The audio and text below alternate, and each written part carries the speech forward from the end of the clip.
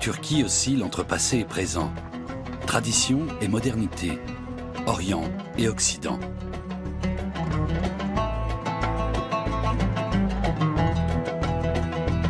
Comment ces habitants vivent-ils ces contradictions? Quelles sont leurs peurs, leurs espoirs? C'est cette Turquie, ou plutôt ces 1001 Turquies que nous vous proposons de découvrir aujourd'hui.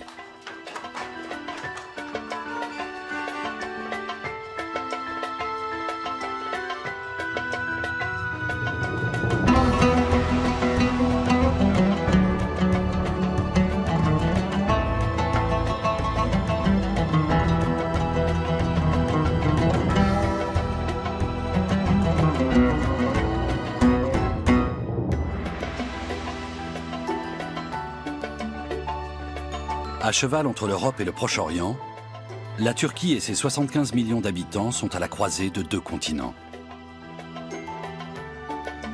Aujourd'hui, nous partons pour Istanbul, la métropole sur le Bosphore, au confluent de deux mondes, Orient et Occident. Le Kis Kulesi est l'un des plus petits bâtiments emblématiques d'Istanbul. Toutes sortes de légendes y sont rattachées.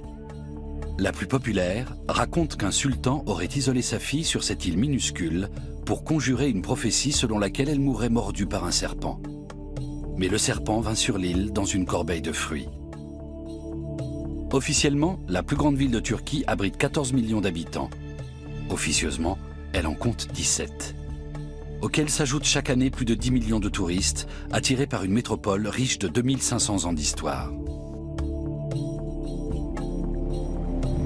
Chaque matin, lorsqu'il rejoint le secteur de pêche le plus apprécié du Bosphore, juste en face de la Corne d'Or, Ufuk Doğan savoure une des plus belles vues du monde.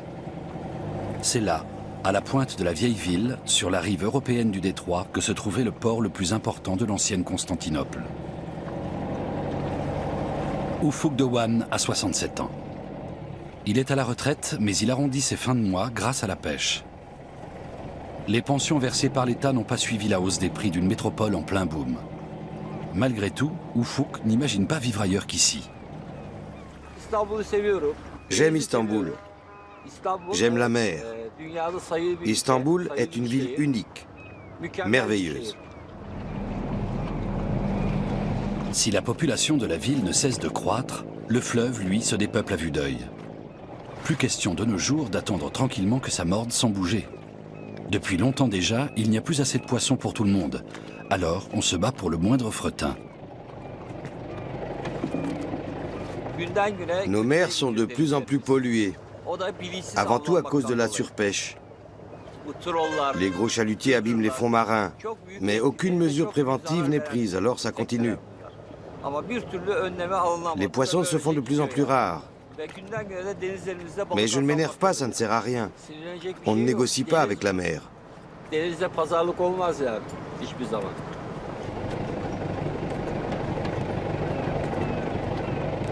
Ufuk attrape rarement plus d'une vingtaine de poissons. Quand il a de la chance, il pêche des rougets, ceux qui rapportent le plus. Mais la plupart du temps, seuls des tassergals mordent à l'hameçon.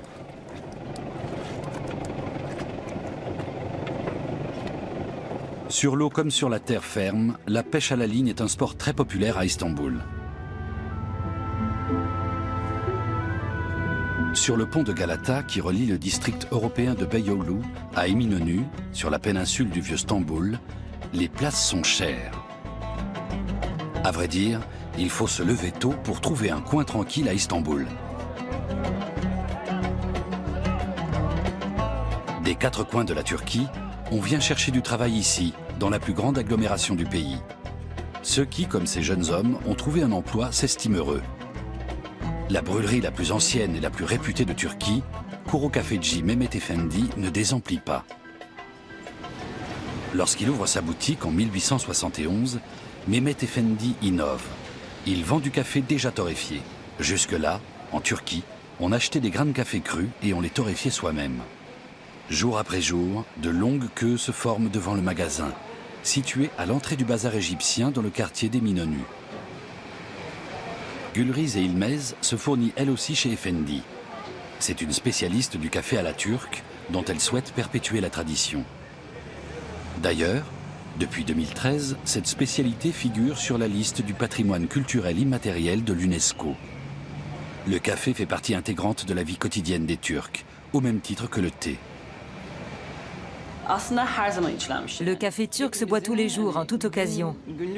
En Turquie, on en consomme au moins une tasse par jour. Et puis, il y a des occasions plus spéciales qui relèvent davantage de la tradition, comme les fiançailles, ou lorsqu'un prétendant vient demander la main d'une jeune fille.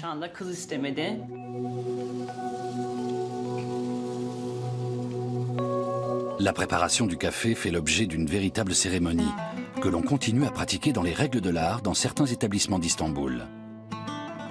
Le café est lentement chauffé dans du sable, au-dessus d'un feu pour un arôme plus équilibré.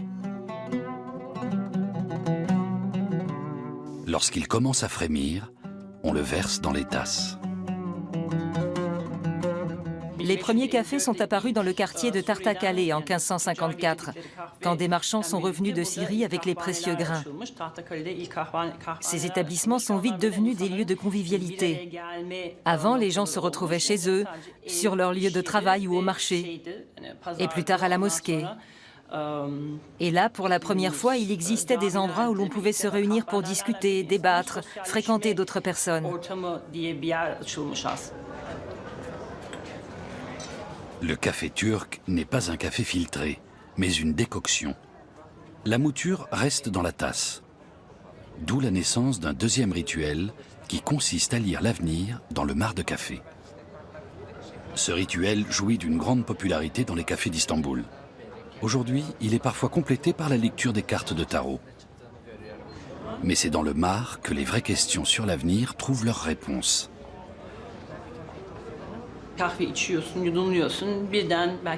Le café turc se sirote. Peut-être quelqu'un a-t-il retourné sa tasse un jour et donné ainsi naissance à cette tradition. Tout le monde croit aux esprits, aux djinns, à des forces supérieures. Il s'agit d'une croyance liée au chamanisme. Il faut quelques minutes pour que le mar s'écoule à l'intérieur de la tasse, puis se fige en y dessinant un motif. Lorsqu'on dépose une bague sur la tasse retournée, celle-ci, dit-on, libère de l'énergie et accélère le refroidissement du mar. Une fois par semaine, l'experte en café vient ici se faire tirer les cartes. On ne peut pratiquer la cafédomancie qu'avec le café turc, car c'est dans le telvé, le mar accumulé au fond de la tasse, qu'on lit et qu'on interprète les symboles. Ce n'est pas possible avec un café classique. Tes motifs sont assez réguliers, assez fixes. Je ne vois pas de vagues, pas d'instabilité. Tu comprends ? Pour lire dans le mar de café, il faut savoir conjuguer l'intuition et l'interprétation des symboles. La divination dans le mar de café est une pratique ancrée dans la société turque. Mais les femmes y croient davantage que les hommes et sont beaucoup plus demandeuses. Notamment parce que leurs interrogations tournent souvent autour des questions du cœur. Vais-je rencontrer l'âme sœur? Vais-je me marier, avoir des enfants? Bien sûr, cela dépend énormément de la personne et de ses états d'âme. Moi, par exemple, quand je vais consulter, je n'ai aucune question précise en tête.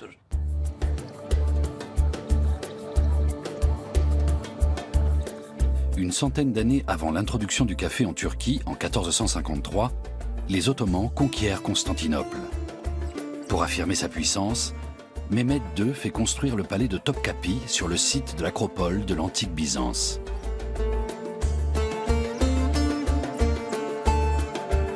Aujourd'hui, les palais sont remplacés par des gratte-ciel. Istanbul connaît un boom extraordinaire et les stambouliotes s'adaptent.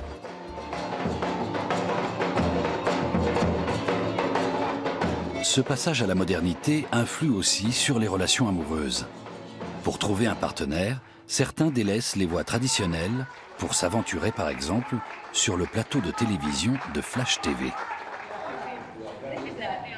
Tous les jours de la semaine, de 9h à 13h, Hülya Bozkaya fait tout pour réunir de futurs époux. L'émission est diffusée dans tout le pays et compte parmi les plus populaires de Turquie. Après s'être présentés, les participants doivent décrire l'homme ou la femme de leur rêve. Toutes sortes de personnes participent à l'émission. Des personnes qui ont eu une vie difficile, qui se sentent démunies, découragées, qui ont perdu leur conjoint ou qui se sont mariées plusieurs fois. Leur point commun, c'est qu'elles ont toutes gardé espoir en la vie. Chaque jour, j'entends de nouvelles histoires. Et tout le pays avec elles. Les prétendants potentiels sont mis en relation avec le studio. Ainsi, les candidats peuvent se faire une première impression sans engagement.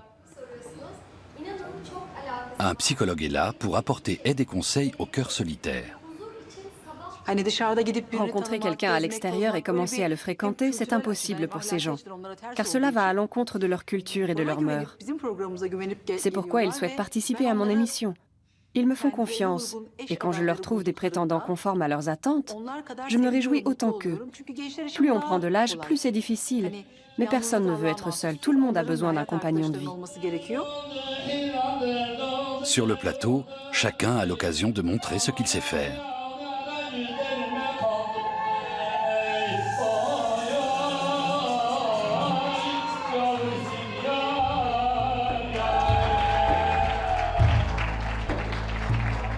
En coulisses, d'autres candidats attendent leur tour. Tous espèrent trouver l'âme sœur. Sultan Cham a 54 ans et est veuve depuis 20 ans. Elle compte elle aussi sur cette émission pour briser sa solitude. En Turquie, la vie n'est pas facile pour les veuves. Moi, par exemple, ça fait 20 ans que je ne suis pas partie en vacances, que je n'ai pas vu la mer et que je ne suis pas allée à la plage. Ça fait 20 ans que je ne vis plus. J'aime la Turquie, mais les conditions de vie sont très difficiles pour nous. Je ne veux pas noircir le tableau, mais nos responsables ne pensent pas à nous. Notre récompense viendra dans l'au-delà. J'en suis persuadée. Car ici, nous les veuves, nous ne vivons pas. C'est la réalité. Le gouvernement turc a fait beaucoup pour l'égalité homme-femme. En 2001, il a par exemple aboli la suprématie de l'homme en tant que chef de famille. Mais la réalité ne suit pas. Nombreuses sont les femmes, surtout d'un certain âge, qui continuent à être dominées par leur mari. Quant aux veuves et aux célibataires, elles ne sont que des ombres. Pour échapper à ce triste sort, les femmes viennent ouvrir leur cœur à la télévision. L'homme de mes rêves? J'aimerais bien qu'il soit séduisant. Il peut être plus âgé que moi, avoir mon âge, ou être un peu plus jeune. Ce n'est pas très important. Je voudrais qu'il soit grand, souriant, drôle, mélomane, qu'il ait de l'humour, qu'il consacre un jour à la prière et les autres à la musique. J'adore la musique, j'en écoute beaucoup. Il peut avoir une moustache, mais pas de barbe. Voilà mes préférences. Lorsqu'un prétendant convaincant se manifeste, il est invité sur le plateau. En 8 ans, plus de 250 couples se sont formés sur le plateau de Flash TV et sont désormais mariés.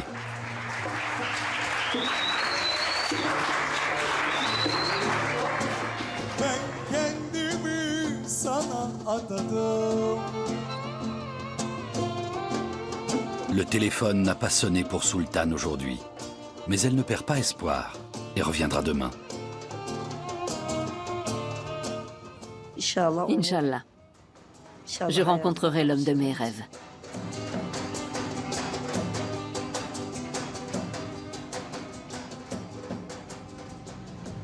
Vivre à Istanbul, c'est parfois aussi survivre. La popularité de la ville a fait monter les prix en flèche.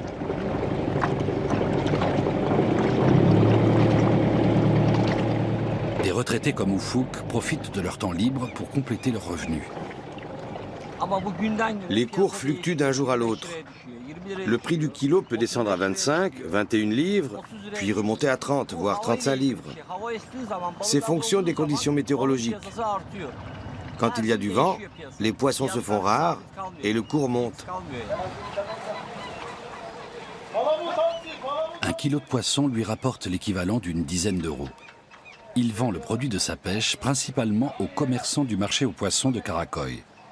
Mais il a aussi quelques clients privés directs, comme Betül. La restauratrice aime acheter du poisson très frais. Et ce qu'Ufuk a rapporté aujourd'hui lui convient parfaitement. L'équipe de Flash TV a réservé une grande table dans son restaurant pour un dîner de production. Et dans ce genre d'occasion, le poisson est incontournable.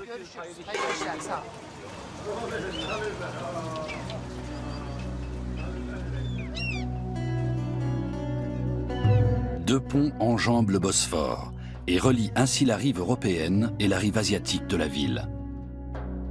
C'est peu, étant donné le nombre de travailleurs qui font la navette entre les deux. Aux heures de pointe, le matin comme le soir, le trafic est bloqué sur des kilomètres. Un troisième pont devrait être ouvert à la circulation fin 2015. Mais les défenseurs de l'environnement voient ce projet d'un mauvais œil et demandent une amélioration des transports publics. 35% des habitants d'Istanbul vivent sur la rive asiatique. Là-bas, la vie est plus paisible et les traditions mieux ancrées. Peu de touristes s'y aventurent. Les Stambouliotes y sont donc entre eux.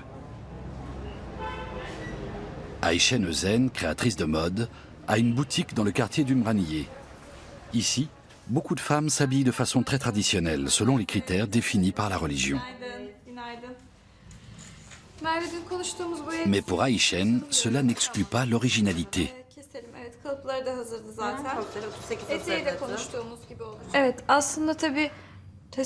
La seule contrainte, c'est le respect de la religion. Dans nos créations, les prescriptions du Coran l'emportent sur les tendances de la mode. Voilà pourquoi nous préférons des modèles amples, qui n'épousent pas nos formes. Nous concevons des jupes et des tuniques longues ou encore des pantalons larges, car le vêtement ne doit pas mettre les courbes féminines en valeur.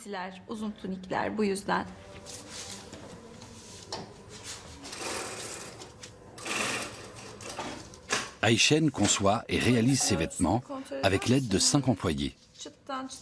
Tout est parti d'une frustration personnelle. La jeune femme ne trouvait rien dans les magasins qui soit à la fois conforme à ses convictions religieuses et un tant soit peu moderne. Elle a donc décidé de créer ses propres vêtements. Ils lui ont valu tant de compliments qu'elle s'est risquée à lancer une première collection.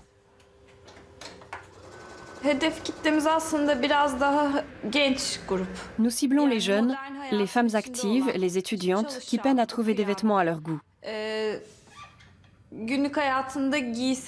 Mais également celles qui souhaitent s'habiller de façon moderne, mais conforme aux préceptes de l'islam, que ce soit pour des occasions spéciales ou pour tous les jours.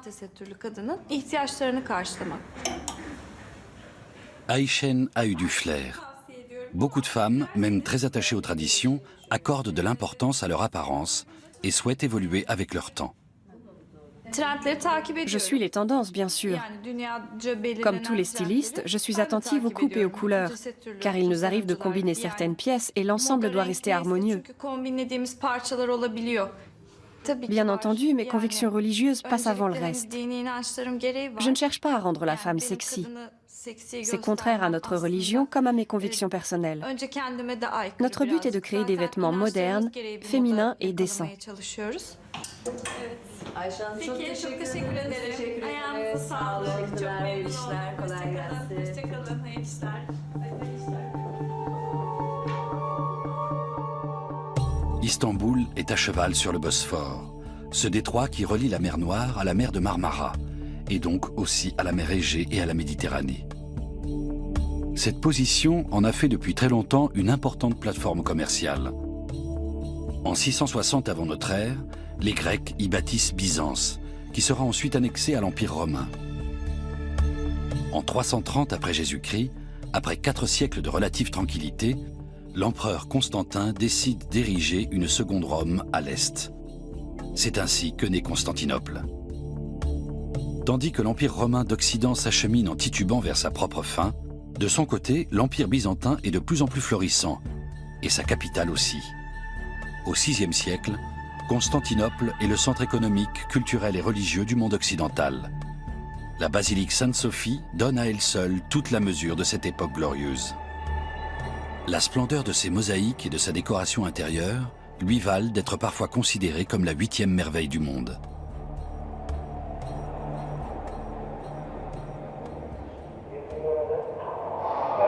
En 1453, les Ottomans conquièrent Constantinople. Et le sultan Mehmed II fait transformer cette puissante église des débuts de la chrétienté en mosquée. L'image figurative étant exclue du domaine religieux dans l'islam, les mosaïques sont recouvertes de chaux et d'écritures calligraphiques.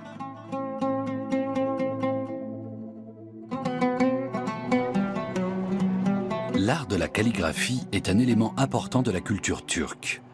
Et les frères Ömer et Muhammed Pasha souhaitent le perpétuer.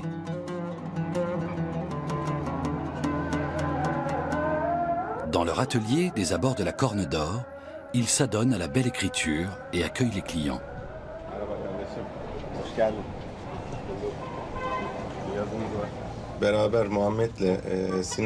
Quand Mohamed et moi avons commencé notre apprentissage aux côtés de Maître Sinan, nous étions très jeunes. En fait, nous étions des enfants. Nous n'avions que 12 ans. Notre avantage, c'est d'avoir débuté ensemble. Du coup, on était tout le temps en compétition. Chacun cherchait à surpasser l'autre, à impressionner le maître, ce qui nous poussait à travailler énormément. On s'entraînait parfois jusqu'à 10 heures par jour.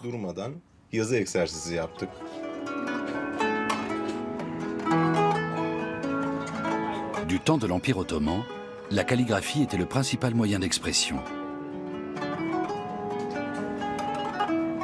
La calligraphie arabe servait avant tout à coucher par écrit des textes, coraniques notamment. Même après l'introduction de l'alphabet latin par Atatürk en 1928, qui a bouleversé la tradition de la belle écriture, celle-ci est restée très importante. La calligraphie est par essence répétitive. Elle est là pour servir l'islam, a dit un jour le calife Ali, père de cet art ancestral.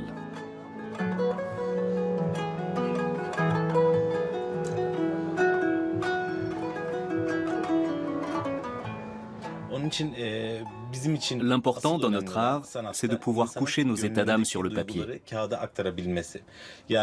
Ömer et moi avons beau être frères, nos écritures sont très différentes, car elles sont le reflet de nos émotions.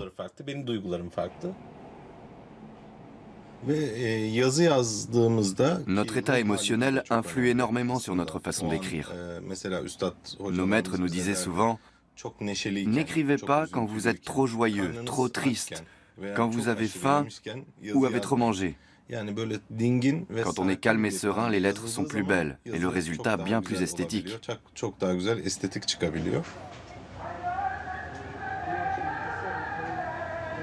Tandis que Ömer se concentre sur l'écriture latine, Mohamed utilise les caractères arabes et écrit de droite à gauche à la plume.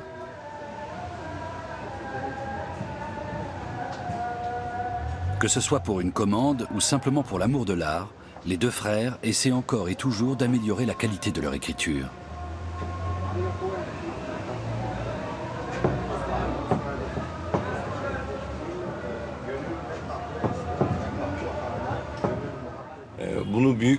Nous avons une chance inouïe et ça me comble de bonheur.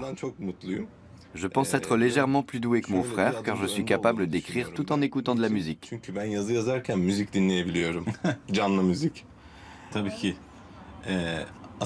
Ce qu'Ömer ignore, c'est que la véritable musique se trouve dans le silence.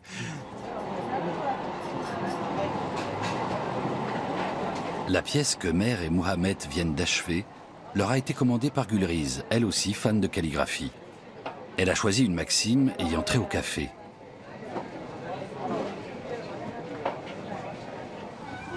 Merhaba Gülriz, hoş geldiniz. Nasılsınız, iyi misiniz efendim? Sağ olun. Sizin siparişinizi hazırladım. De même que le café, la calligraphie est profondément ancrée dans la culture turque. Efendim görüyorsunuz, bu kıvrımlar, bu yazı estetiği, vallahi başka bir yerde bulamazsınız böyle bir şey. Il existe beaucoup de proverbes émanant de la littérature ou de la vie quotidienne qui décrivent cette culture du café. On dit par exemple « Un café partagé, c'est la naissance d'une amitié ». Ou encore le texte qu'ils m'ont calligraphié « Le cœur n'a que faire du café, le cœur souhaite parler, le reste n'est que prétexte ». Gulriz veut offrir cette œuvre à son café préféré, en remerciement de toutes les prédictions qu'on lui a faites entre ses murs.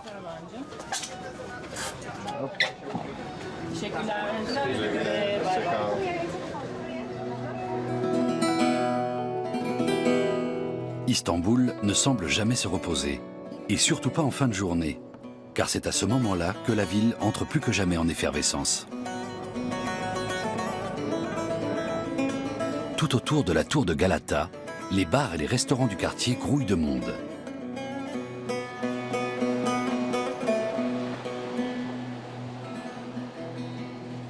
Qu'il pleuve ou qu'il vente, la vie nocturne est toujours trépidante dans la mégapole. Ulia, de Flash TV, entend elle aussi faire la fête. Elle a invité toute son équipe à une soirée Facel, au restaurant de Béthul, Nevizad, dans le quartier branché de Beyoğlu.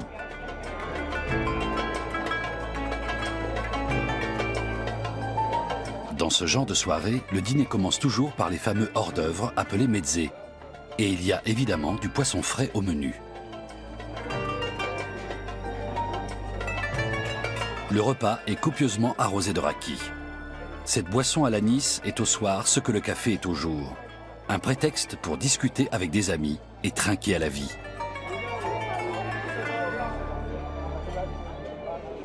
Le dîner a à peine commencé que déjà résonne un air de Facel. Les musiciens jouent des classiques turcs des années 50 et 60 que tous les Stambouliotes connaissent.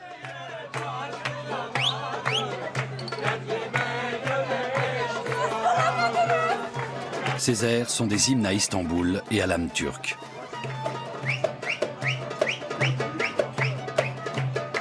Le Facel rassemble et pousse les gens à danser et à fraterniser. Et pendant qu'ici, on mange, on danse et on fait la fête jusqu'au petit matin, Ufuk, lui, s'apprête à partir à la pêche. La journée des uns commence quand celle des autres s'achève. Ces heures matinales sont les seuls moments paisibles à Istanbul.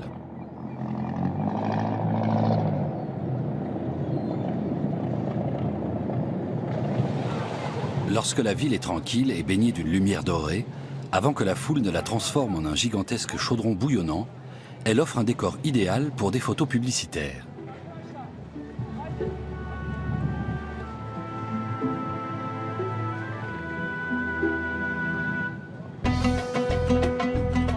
Ayşen a embauché quelques mannequins pour présenter ses nouveaux modèles.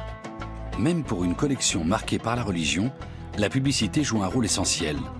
La jeune créatrice le sait et essaie de se faire connaître sur Internet.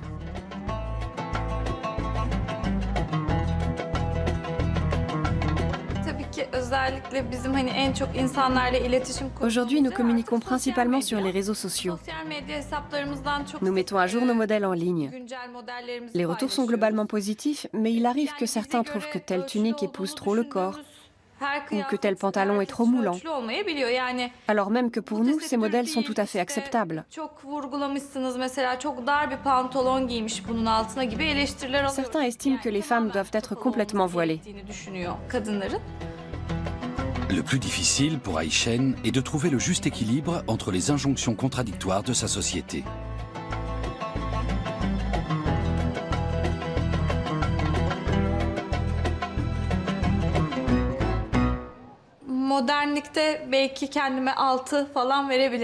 Pour ce qui est de la modernité, je me donnerais la note de 6 sur 10. Parce que je suis obligée de protéger certaines valeurs traditionnelles, spirituelles et religieuses.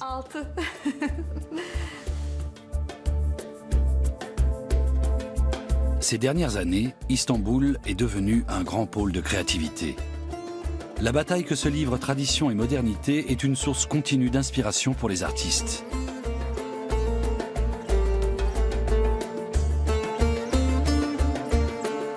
Tandis qu'Ayşen s'efforce de moderniser un tant soit peu la tradition, une autre styliste agrémente ses créations de petites touches traditionnelles.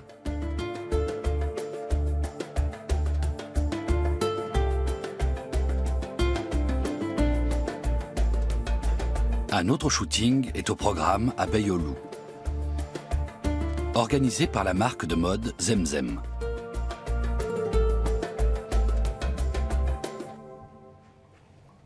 Derrière ce nom se cache Zemra Acarlı. Germano-turque, elle est fille d'immigrés turcs en Allemagne et a grandi au bord du lac de Constance. Après ses études d'économie, elle s'est établie à Zurich. Il y a 6 ans, elle a tout laissé tomber pour s'adonner à sa passion, la mode, et a quitté la Suisse pour le Bosphore. Un contraste saisissant. J'ai bien réfléchi et je crois que si je trouve Istanbul aussi fascinant, c'est parce que c'est une ville imprévisible.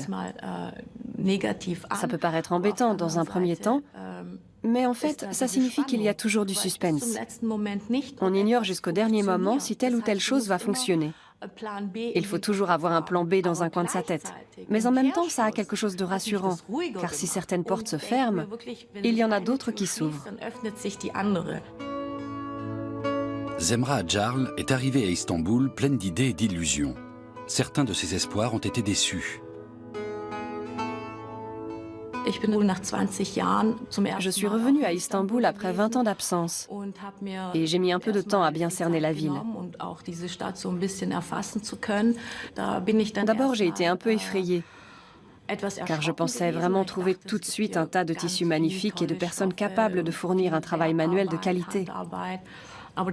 Mais ça n'a absolument pas été le cas. Or, je voulais que ma collection soit vraiment spéciale et je tenais à intégrer le savoir-faire artisanal des femmes orientales dans mes créations.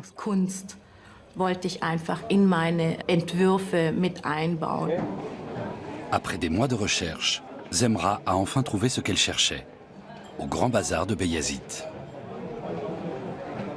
4000 commerces se disputent ici les clients. Il n'est pas évident de s'y retrouver, mais on finit toujours par trouver son bonheur. Bonjour, bienvenue, comment allez-vous? Bonjour, je vais très bien, merci. Vous savez que je suis impatiente d'avoir mes tissus. Oui, nous avons votre commande. Je puise toujours mon inspiration dans les magasins. Les odeurs, les conversations, les histoires que me raconte le marchand, les informations qu'il me donne sur l'origine des tissus, par exemple. Je me sens dans mon élément, alors je me mets à imaginer des modèles sur place, dans le magasin même.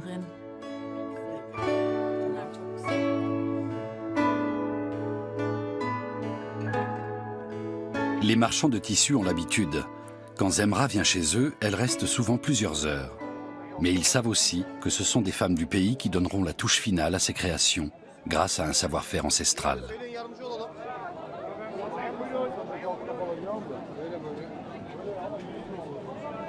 Avec toutes ces merveilleuses odeurs, ces multiples facettes, ces vues à couper le souffle, Istanbul est comme sorti d'un conte des 1001 nuits.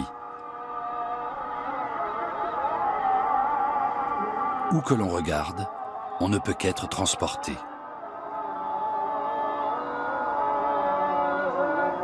Et un peu partout, on peut lire un mot, un nom, une signature, Turbo. Le plus ancien graffeur d'Istanbul et le plus célèbre a tagué presque toutes les surfaces libres de la ville.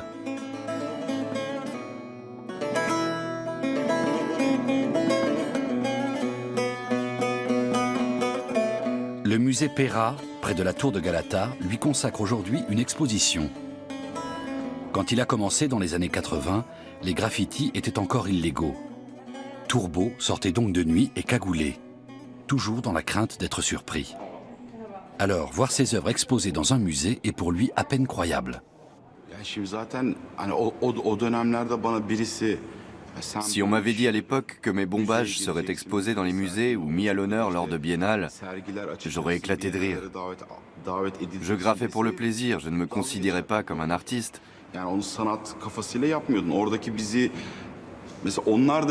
Alors quand le commissaire de l'exposition a dit que mes dessins reflétaient vraiment le style d'Istanbul, j'en ai éprouvé une énorme fierté.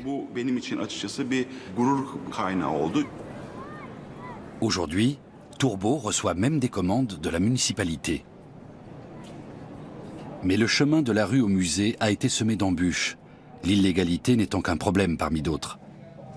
L'un des obstacles majeurs a été pour lui la pénurie de matériel.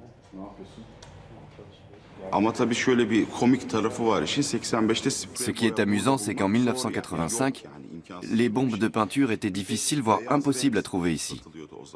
À l'époque, on ne vendait que de la peinture blanche destinée à repeindre les appareils électroménagers. J'ai commencé avec ça, en taguant mon nom comme tout graffeur. Aujourd'hui, il trouve toutes les bombes qu'il veut, de toutes les qualités. De plus, Il a désormais des connexions dans le monde entier. Quand il lui manque quelque chose, il peut faire appel à un confrère de Berlin, New York ou Bangkok.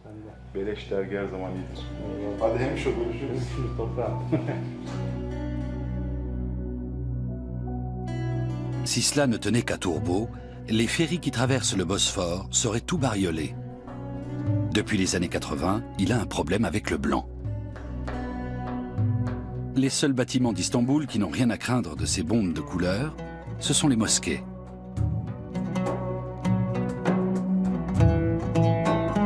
L'une des plus belles est la mosquée bleue, ou Sultan Ahmet Cami, à la pointe de la presqu'île du vieux Stamboul.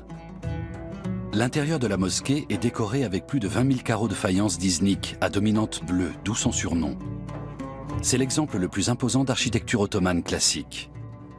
Depuis son inauguration en 1617, la mosquée du sultan Ahmet a servi de modèle pour toutes les mosquées construites ultérieurement, sauf une, la Shakirin Cami sur les hauteurs d'Üsküdar, un quartier de la rive asiatique. La construction de cette mosquée a été financée par une fratrie turco-saoudienne, qui en a confié la conception et le design à Zeynep Fadiliaoğlu. Grâce à la famille Shakir, Zeynep est la première et la seule femme de Turquie à ce jour à pouvoir se vanter d'avoir dessiné une mosquée.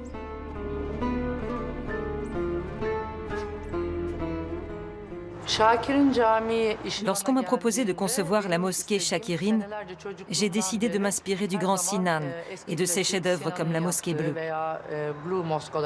C'était un rêve d'enfant. J'ai passé beaucoup de temps dans ces édifices classiques absolument somptueux. Malheureusement, la majorité des mosquées construites après 1929 ne sont que de piètres copies des anciens monuments et totalement dépourvues d'originalité et de style. Cela m'attristait énormément. C'est peut-être pour cette raison que l'on m'a confié cette mission.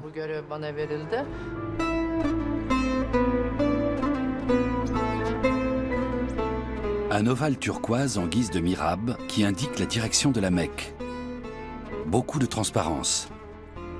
Un lustre agrémenté d'une myriade de gouttelettes de verre. On ne peut pas ignorer qu'une femme se cache derrière tout ça. Les femmes n'ont jamais eu la place qu'elles méritaient dans les mosquées. Bien souvent, elles sont obligées d'emprunter des entrées sales, délabrées, et de se recueillir dans des emplacements confinés. Je l'ai constaté de mes yeux à de nombreuses reprises, et cela m'a profondément dérangée. Alors j'ai voulu leur offrir la meilleure place. J'ai créé un balcon lumineux et ouvert, offrant une vue aérienne sur l'intérieur de la mosquée. C'est du balcon des femmes que l'on admire le mieux le cœur du bâtiment. J'y ai accordé une attention toute particulière.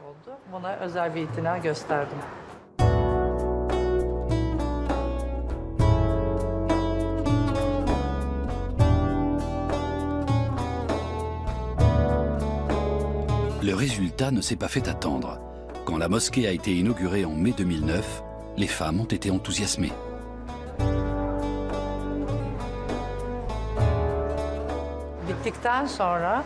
Une fois la mosquée terminée, des femmes de toute l'Anatolie ont commencé à affluer avec leurs enfants pour la visiter. Elles avaient vu des documentaires sur mon travail à la télévision. Elles ont visité chaque recoin de la mosquée et ont tout examiné. La partie inférieure, dite des hommes, les fenêtres, le mihrab et le minbar, avant de faire leur prière. Cela m'a vraiment beaucoup touchée.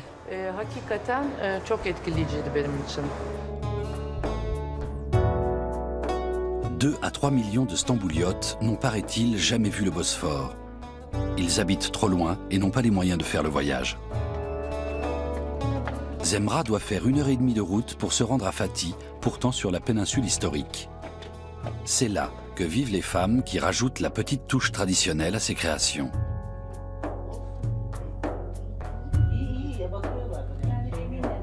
Elles se retrouvent tous les jours chez l'une ou chez l'autre et s'attellent ensemble aux broderies et finitions au crochet que Zemra leur commande.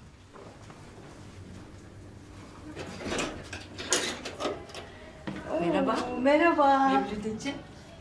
Hoş geldin. Hoş bulduk canım. Au début, j'ai dû déployer des trésors de persuasion. Imaginez un peu, une occidentale débarque chez elle et elle leur annonce qu'elle veut créer une collection de foulards avec des finitions faites à la main. Dans un premier temps, les femmes étaient sceptiques. Elles se demandaient ce que je pouvais bien attendre d'elles. Et bien sûr, j'ai également dû parler à leur mari. Je dois m'adapter à leur mode de vie très différent du mien.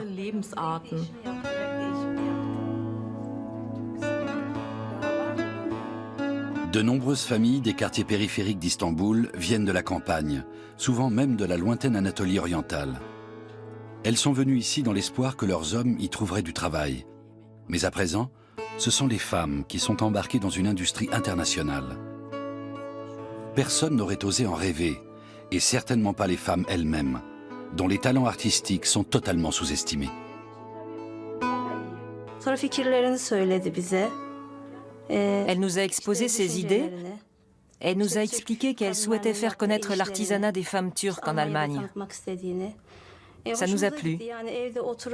C'est bien mieux que de rester entre quatre murs à tricoter des nappes en dentelle et à coudre du linge de maison pour les trousseaux. Et puis ça nous permet de gagner un peu d'argent.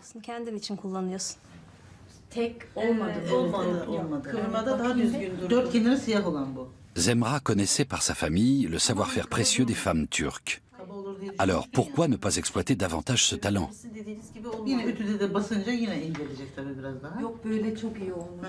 Estime et respect mutuel sont les deux piliers sur lesquels repose la collaboration entre ces femmes turques appartenant à deux mondes si différents.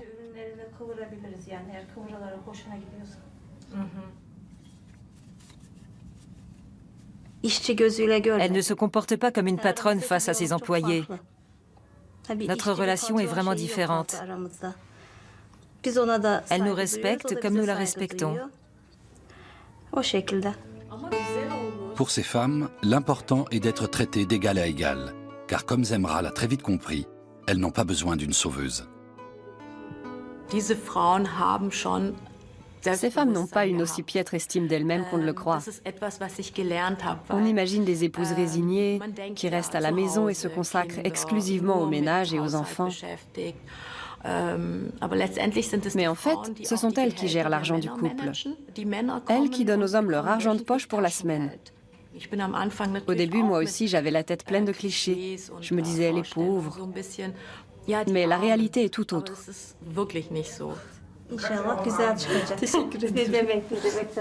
Avec cet arrangement, tout le monde est gagnant. Nous sommes sur l'Istiklal Caddesi, ou avenue de l'Indépendance, la plus célèbre rue piétonne d'Istanbul. Un tramway historique relie ici la place Tunnel à la célèbre place Taksim, où ont eu lieu les manifestations contre la destruction du parc Gezi en 2013. La place a été évacuée par la force et il y a eu 7 morts.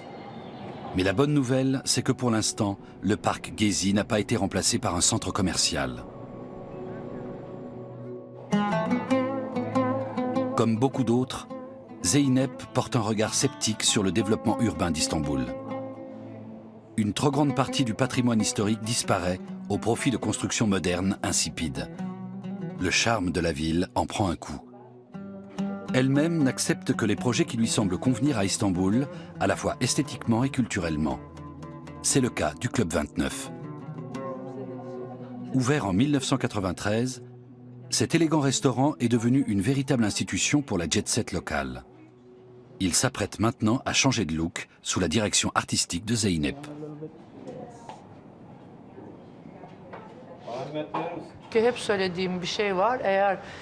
Notre travail doit refléter notre époque. Sinon, quelqu'un déclarera un jour « Personne n'a vécu à Istanbul au XXIe siècle. Les bâtiments ne sont que de pâles copies des classiques ou de l'architecture européenne. » Je suis opposée à ce que l'on se contente de copier l'Europe sous couvert de modernisme. Et c'est d'ailleurs de cette opposition qu'est né mon style.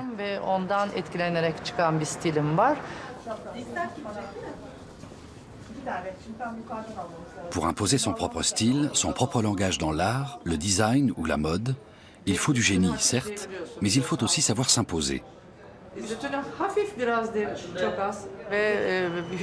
Donner des ordres ou des directives à des hommes ne m'a jamais posé de problème.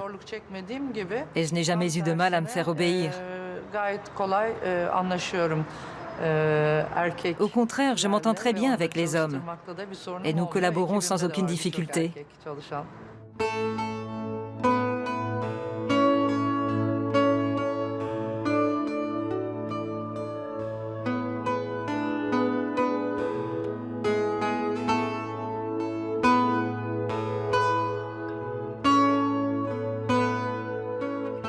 Zeynep se bat pour une identité à la fois contemporaine et spécifiquement turque, qui ne peut naître qu'à Istanbul. Je conçois sans peine une Turquie moderne dans laquelle chacun pourra vivre son identité sans l'imposer aux autres. Car ce pays a déjà connu tellement de cultures différentes.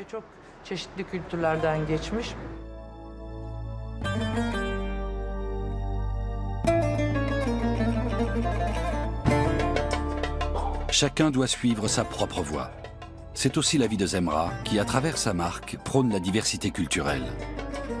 Des milieux traditionnels aux studios photo ultra branchés, elle fait la navette entre passé et modernité et développe au passage un style très personnel. Les shootings sont très importants pour moi. Je passe généralement 6 à 8 mois par an à concevoir et à produire ma collection de A à Z, ce qui comprend le travail de création, l'achat des tissus, la collaboration avec les femmes, la production. Pendant toute cette phase-là, je suis plongée dans un univers traditionnel, chaotique, éreintant et, comment dire, très turc. Alors mes shootings avec mon équipe, mes stylistes, mes photographes, coiffeurs et maquilleurs, c'est autre chose. Et ça me passionne aussi. Nous recherchons la plupart du temps des lieux assez modernes. J'ai besoin de modernité, ça fait partie de moi. Des décors un peu luxueux, glamour, mais qui gardent une note authentique. Ce mannequin, Zemra l'a repéré à Istanbul, devant les escalators d'un centre commercial.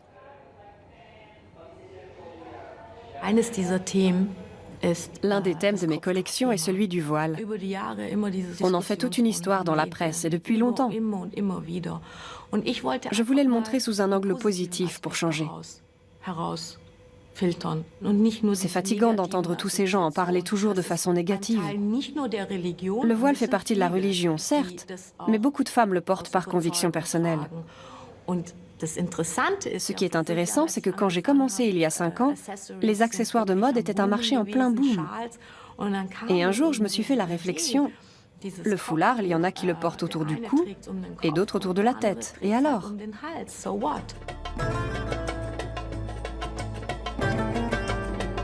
À la saison prochaine, les foulards de Zemra seront portés à Zurich, Berlin ou Londres par des femmes de leur temps. Qu'elles connaissent ou non leurs secrets de fabrication, le pont est jeté. Istanbul est une ville qui vous marque à vie. Ceux qui s'y installent ne veulent plus en partir. Ceux qui viennent la visiter sont fascinés par la magie qu'elle dégage.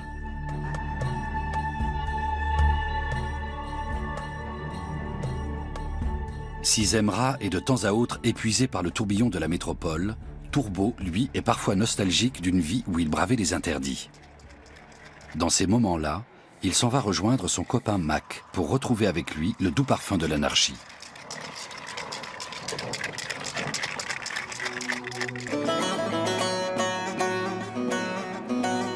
Qu'il est bon de graffer comme au bon vieux temps, sans commande, ni musée, ni public.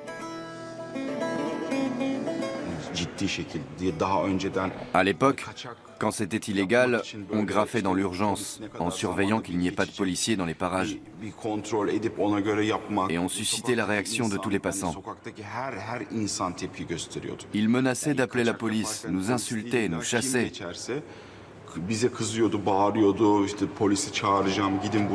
Aujourd'hui, ils nous félicitent. Ça montre que le regard des gens a évolué et que le graphe est désormais considéré comme un art à part entière.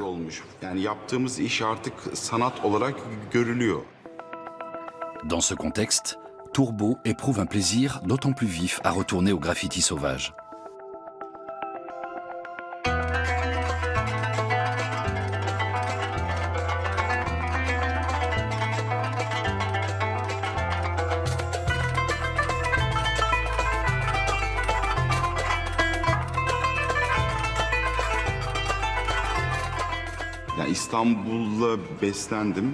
Istanbul m'a nourri.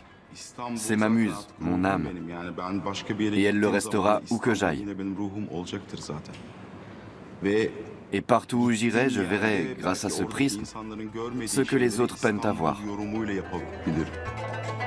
L'esprit d'Istanbul.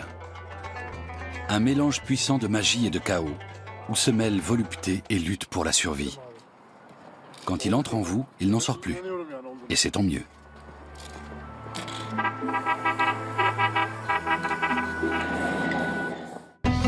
Une histoire millénaire. Une hospitalité à toute épreuve. Un méli-mélo bigarré et harmonieux des cultures les plus variées. Voilà de quoi est faite la Turquie d'aujourd'hui. Et il ne reste qu'à espérer qu'elle réussira à conserver cette belle pluralité.